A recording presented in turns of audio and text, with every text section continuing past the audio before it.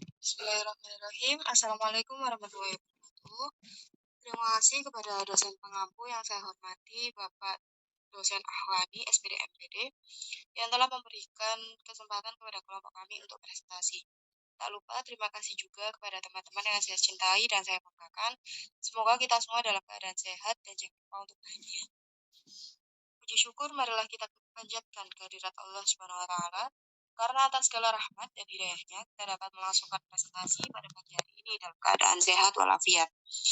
Tak lupa salawat serta salam tetap tercurah kepada junjungan kita Nabi Agung Muhammad Sallallahu Alaihi Wasallam yang telah membimbing kita dari jalan yang gelap gulita menuju jalan terang benderang, yakni ad-dinul Islam.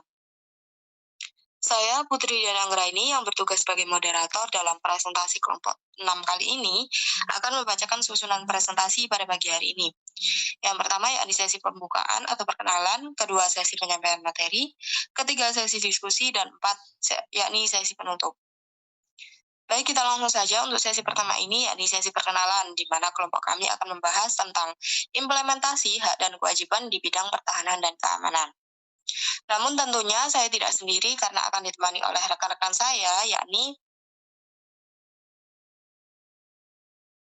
Lailatul Hidayah dengan NIM 02 sebagai presentator 1, Quratul Ayun dengan NIM 07 sebagai presentator 2, dan Bella Nuristianangrum dengan NIM 03 sebagai presentator 3.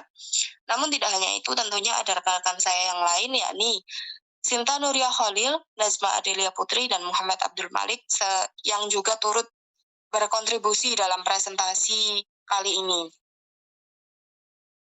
Untuk topik yang dibahas di kelompok kami ini, yakni yang pertama, apa itu implementasi pertahanan dan keamanan, lalu bagaimana implementasi hak dan kewajiban di bidang pertahanan dan keamanan, lalu bagaimana tantangan dalam mengimplementasikan hak dan kewajiban di bidang pertahanan dan keamanan, dan yang terakhir yakni gagasan atau ide untuk menghadapi tantangan implementasi di bidang pertahanan dan keamanan. Terima kasih untuk sesi yang kedua ini, sesi penyampaian materi yang akan disampaikan oleh rekan Lailatul Hidayah selaku presentator pertama. Kepada rekan Lailatul Hidayah, waktu dan tempat saya persilahkan.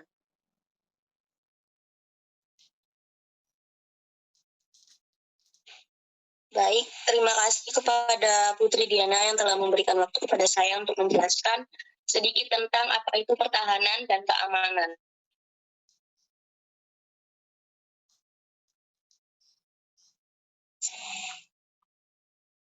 Pertahanan dan keamanan adalah upaya untuk menegakkan kedaulatan negara, mempertahankan keutuhan wilayah NKRI, dan keselamatan segenap bangsa dari ancaman terhadap keutuhan bangsa dan negara, serta tugas lain yang berkaitan dengan fungsinya sebagai pertahanan dan keamanan.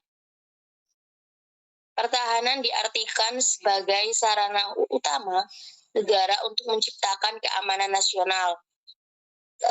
Keamanan adalah upaya penegakan hukum, menjaga ketertiban masyarakat, melindungi keselamatan dan ketentraman serta ketertiban hidup warga atau anggota masyarakat.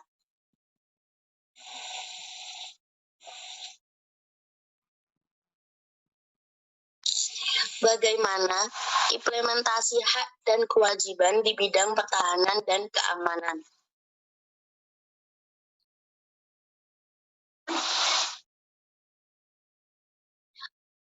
Pengertian hak dan kewajiban warga negara. Yang pertama, hak warga negara adalah suatu kewenangan yang dimiliki oleh warga negara guna melakukan sesuatu sesuai perundang-undangan. Dengan kata lain, hak warga negara merupakan suatu keistimewaan yang menghendaki agar warga negara diperlakukan sesuai keistimewaan tersebut. Kewajiban warga negara adalah suatu keharusan yang tidak boleh ditinggalkan oleh warga negara dalam kehidupan bermasyarakat, berbangsa, dan bernegara.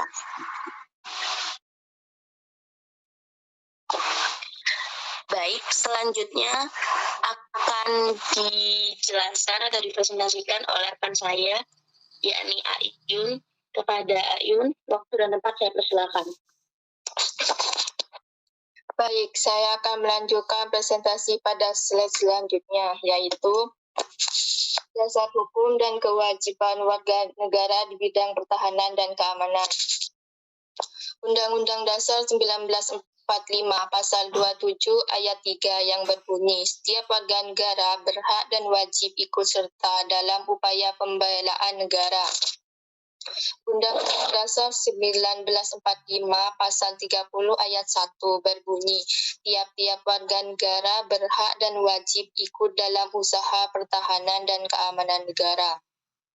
Undang-Undang Republik Indonesia Nomor 3 Tahun 2002 tentang Pertahanan Negara, Pasal 3 Ayat 1 yang berbunyi, setiap warga negara berhak dan wajib ikut serta dalam upaya bela negara yang dapat diwujudkan dalam penyelenggaraan pertahanan negara. Next.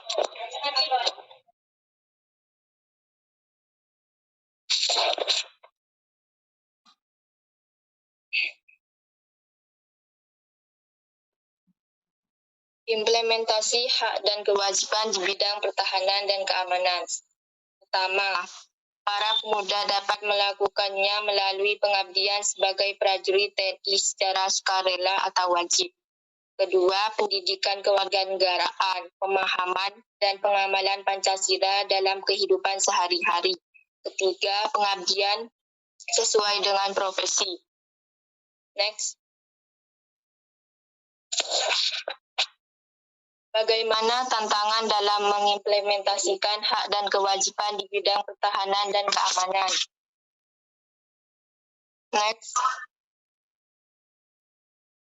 Pertama yaitu ancaman internal maupun eksternal. Ancaman internal artinya ancaman yang datang dari dalam negara, sedangkan ancaman eksternal yaitu ancaman yang berasal dari luar negeri. Kedua, kondisi ekonomi yang tidak kondusif. Kondisi ekonomi yang tidak kondusif menjadi suatu hal yang mengancam stabilitas suatu negara. Oleh karena itu, peran dan fungsi Bank Indonesia sangat penting dalam menjaga kondisi ekonomi negara. Yang terakhir yaitu kurangnya peran aktif masyarakat. Untuk dapat menjadikan sebuah negara kuat dalam bidang pertahanan dan keamanan bukan hanya berasal dari kemampuan aparat penegak hukum, tetapi juga masyarakat atau warga negara memiliki peran aktif terhadap hal tersebut. Materi selanjutnya akan dilanjutkan oleh presentator ketiga.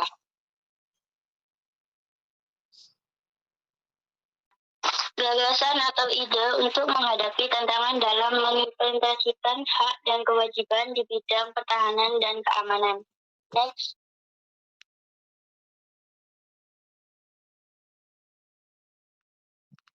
Yang pertama, dengan menerapkan sikap dan perilaku bela negara. Bela negara dibagi dalam dua dimensi, yaitu bersifat fisik dan non-fisik atau psikis. Yang kedua, bela negara yang bersifat fisik digunakan untuk menghadapi ancaman perang, seperti melalui pengabdian serta prajurit TNI. Yang ketiga, bela negara yang bersifat non-fisik digunakan untuk menghadapi ancaman non-militer, seperti ideologi, ekonomi, politik, paham radikal, dan budaya asing yang dapat memberikan dampak negatif terhadap kehidupan dan pola pikir para pemuda. Next.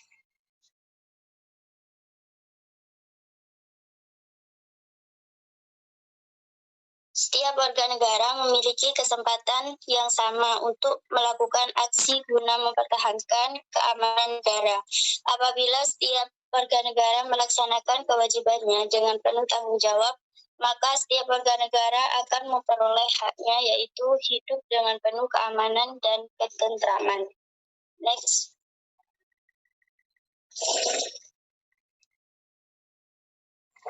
Baik, saya akan kembalikan ke moderator.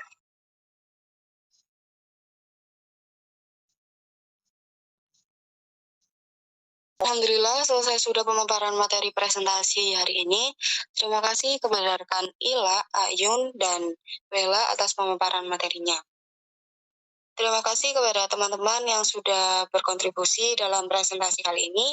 Saya tutup. Wabillahi taufiq wal hidayah. Wal inayah. Wassalamualaikum warahmatullahi wabarakatuh.